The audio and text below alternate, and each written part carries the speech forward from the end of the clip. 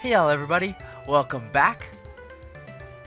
Last episode I ended at saying that I was gonna challenge the fighting gym, which I am going to do this episode, but first I decided to come back here and catch me some new Pokemon.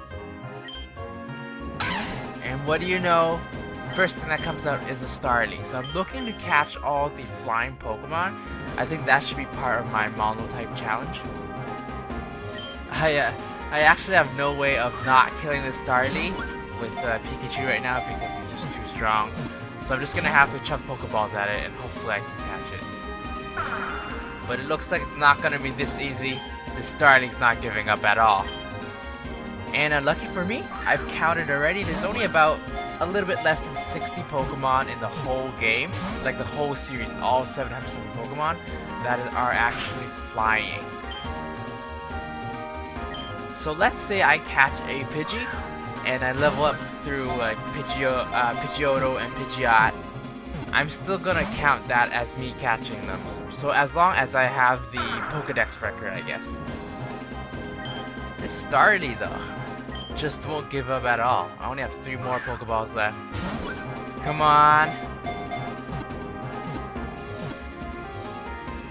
There we go.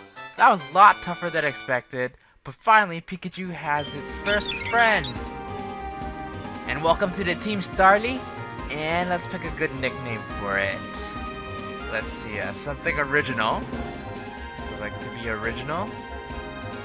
Right. Caculio. There we go. Get it? Because it's a bird. In fact, it's actually a cuckoo. And it has the cool gelled hair. That's why it's Caculio. Ah. Let's take a look at Caculio stats. Okay, I'm still not used to calling it Caculio yet. But let's take a look at its stats. It's okay, I guess. You know, pretty average to start. And let me show you Pikachu's stats also. Mild nature, has a focus in attack and speed. I think it's basically the same like distribution like as Caculio. Just like most flying types are, they mainly focus on physical attack and just speed. I mean, there are varieties, but most of the bird Pokemon are the same in this sense. And not too far away, where I'm wandering back to the gym in town, I find a Caterpie, and of course Caterpie evolves to Metapod and then to a Butterfree, which is a flying Pokemon, so I gotta catch Caterpie also. So we're just doing some quick research about the rules of Monotype, and I found out that, so let's say for example I have a Charmander. Charmander's fire type, right? So I can't have him on my team, but because it evolves into Charizard, and it becomes fire flying, then it's okay. As long as I level up to Charizard before I finish the game, then it's fine. But if it's a Mega Evolution, that gets a little bit more complicated here. Let's say Charizard, fire flying, evolves to Mega Charizard X, which is Dragon Fire. That's still okay for me because it's based off of the ones before it Mega evolves. Well, let's say someone with a Dragon Monotype team, he wouldn't be able to have Charizard X because Charizard, which comes out first, then Mega evolves, is fire and flying. And hooray for me! I just caught another Pokemon! Okay, time to give it an original name. Watch this, watch this. I got it. How about this? Yeah, no. I don't think I can upload that. I got it. Watch this, watch this. Pikachu 2. Yeah? Yeah? Okay, with 3 Pokemons on our team now, we can actually go challenge the gym. And it looks like we're invisible right now, but when you interact with the flowers, you actually start becoming visible again. And on the way, you just have to fight these trainers. Luckily for us, none of these trainers are really a challenge just because we are flying type. So Pikachu, flying type, wing attack. And it pretty much one-hit KOs everything here. So type-wise, flying type, in terms of offensive coverage, it's not that great really. We deal double damage to bug type, fighting type, and grass type Pokemon. We're lucky right now that our first gym is fighting type. But normally you don't really see much bug, fight, or grass type Pokemon. And on top of that, we do half damage against electric, rock, and steel Pokemon. So we're not doing so well here in terms of just looking at the coverage for offense. We're most likely going to have to mix in some Pokemon to deal with electric, rock, and steel. And then on defense, we again take less damage from bug, fight, and grass. And then we take super effective damage from electric, ice, and rock. One thing we can mention though is that we have ground immunity, ground type immunity, and that's actually the best thing of the whole flying type, because ground moves, especially earthquake, is super common. It's super strong and hits a lot of different Pokemon, but we're completely immune from it. And as I'm talking about these types, looks like we're here to challenge the gym leader Devin. I don't know if it's Devin or Devon, but anyways, here is our first gym fight. Look at that grin on Devon's face. The first Pokemon he sends out though is a Machop, but of course there's no challenge in that. So Pikachu, Wing Attack, 1 KO. This is almost like fighting Brock in Pokemon Yellow, but you're starting with a Squirtle. And then he sends out a Aureliu though, and it appears that he's actually 1 level higher than me and faster than me in speed. And he knows the rock type attack. Wow, and now he hung on with Focus Sash. Finally there's a little bit of challenge there, but then Devon chose to use a potion instead of attacking me again. So Pikachu finished that Riolu no problem. That actually did give me a little scare right there, but we made it through. And finally we're facing his last Pokemon, a Meditite. And it actually attacks me first. Faster speed than me again. Good thing, Pikachu. Just hanging on.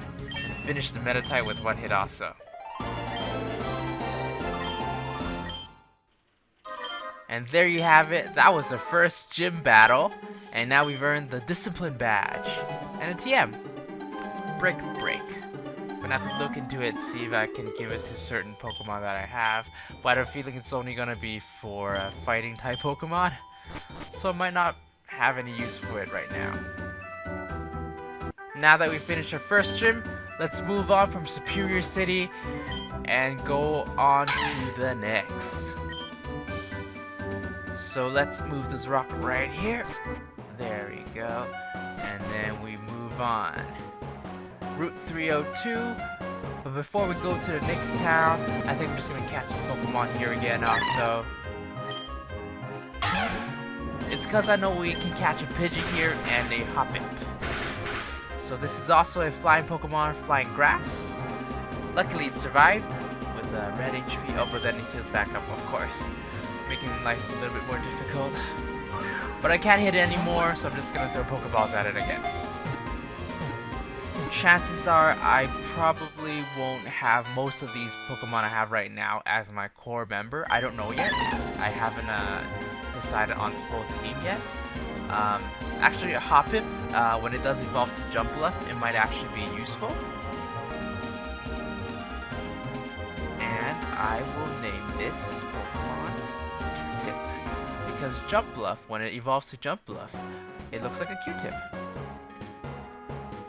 Hoppip may not be a really strong Pokemon in terms of like pure attack or defense wise, but then it could use spores, so it's really good at catching other Pokemon. So catching it right now, I can use it later to help me catch other ones. And it looks like we have a wild double battle here, and it's perfect because there's the Pidgey, and I need to catch this Pidgey. I've actually been looking for it for like 30 minutes now, just been walking around in patches of grass. No idea why it's so hard to find a Pidgey. I looked online and there should have been a 20% chance of me getting a Pidgey on any encounter in this area. And again, Pikachu can't do anything, so I'm just gonna use a random move. While Kakulio, with his new nerd Quick Attack, is gonna deal some damage. If it survives. Okay, thank God. Kakulio, Quick Attack again. There we go. With Pidgey to red health, I think I'm gonna throw some Pokeballs at it now. But so far, the Pokemon I've caught here, they're all just like normal flying grass types so far. I haven't really used them to address the weaknesses that we have. And again, just to repeat, we're weak against rock, ice, electric, and steel. Those are the 4 types that we need to catch Pokemon to deal with. And there we go, our Pidgey is caught. Now we have 5 Pokemon. And now it's time to give Pidgey an original name. I actually already know what I'm gonna name it. And it's gonna be B-I-R-D. Bird. You wanna know why? Because... Oh, well, everybody's heard about the bird. Bird, bird, bird. The bird's a word. Oh, well, a bird, bird, bird. Bird is a word. That is why. Bird is the word. Everybody knows that. And finally, before we end our episode, I'm gonna catch one more Pokemon. And if you've been paying attention to on screen, and if you know Pokemon pretty well, you already know what Pokemon I'm catching right now. And unfortunately, it didn't get caught on the first try, so let me do this again. Nope, not a nibble again. This is really killing the hype that I'm trying to get here. Come on, okay, there we go. And the Pokemon we're waiting for is... Magikarp! That's right, Magikarp evolves to Gyarados at level 20. Obviously, Gyarados is powerful. Really strong physical attacker. He's pretty tanky. He's not that fast, but that's okay. It makes up for it for his tankiness. And I'm pretty sure I think I will keep Gyarados in my regular rotation of my Pokemon team. Simply just because Gyarados is water type and he's gonna check rock types for us. I mean, what other flying type Pokemon could deal with rock Pokemon as well as Gyarados? I'm very happy to bring Magikarp on board, and in emergency scenarios it can be our backup food. That's why I'm naming him Sashimi. And that's it, everybody. This is the end of the episode. Thanks for watching. I'll see you guys next time.